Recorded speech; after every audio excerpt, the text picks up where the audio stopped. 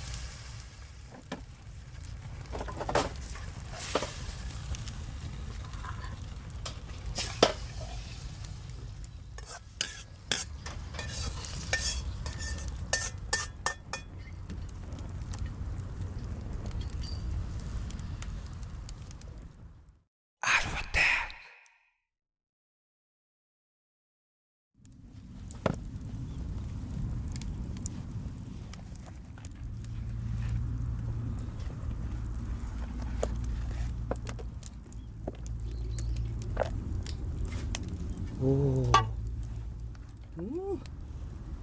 うまそう。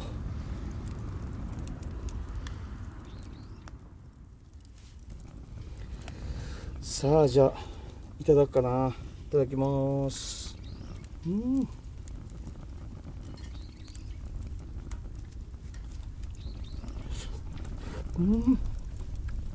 あ、うめえ。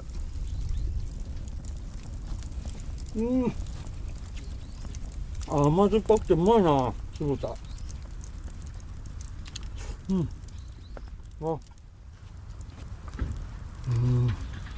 ピーマンめちゃくちゃうまい。これ2人用2人前って書いてあったけど、どっちかっていうと1人分でいっぱい食べたい人にはちょうどいいな。